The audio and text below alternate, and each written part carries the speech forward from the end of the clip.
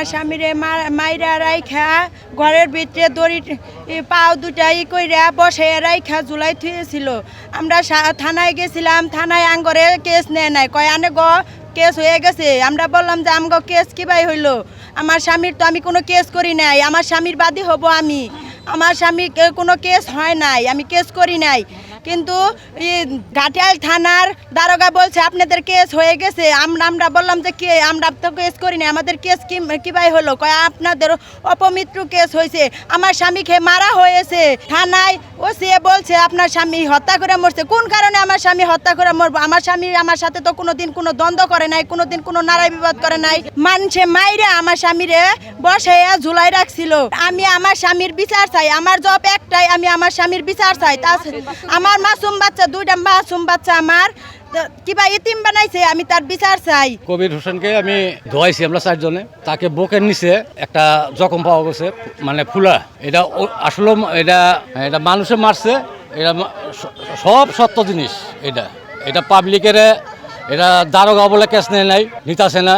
আমরা 4 জনে ধোয়াইছি, জখম আমরা পাইছি শরীরে, বুকের নিচে একটা ফুলা আছে। পুলিশ তারা থানায় গেছিল, তারা মামলা নেয় না। মামলা নেন নাই, আমাকে বলছে আপনারা কোর্টে মকদ্দমা করুন, আপনারা দরকারের এবারে দিয়ে আপনারা এটা পরিচালনা করুন, আমার আপত্তি নাই। এটা দারোগা সাহেব, ওসি সাহেব বলছে কালকে রাত্রেও, আমি কালকে রাত্রেও গেছিলাম, গাড়াইল থানার ওসি সাহেব বলছে। এখন আমরা এটা কি করতে পারি বলেন?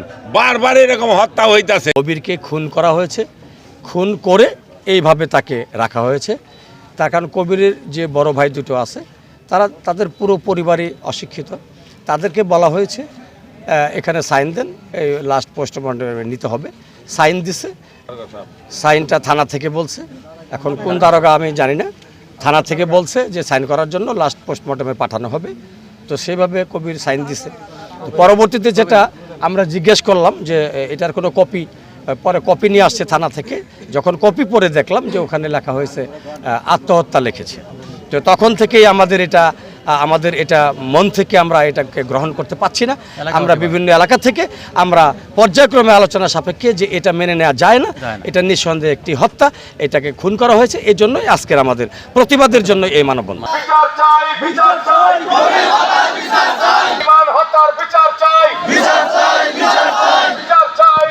মামলা হয়েছে, এটা হত্যার আত্মহত্যা, বিষয়ে ডাক্তারি মতামত প্রার্থী সাপেক্ষে আইনের ব্যবস্থা গ্রহণ করা হচ্ছে। অধিকন্তু উক্ত বিষয়টি নিয়ে আমরা দুইভাবেই তদন্ত করতেছি, আত্মহত্যা হিসেবে আমরা তদন্ত করতেছি, আবার মার্ডার হিসেবে আমরা তদন্ত করতেছি। কারণ আমাদের মামলা আছে, এটা আমরা যেদিকে ড্রাইভার ইচ্ছা করলে ড্রাইভার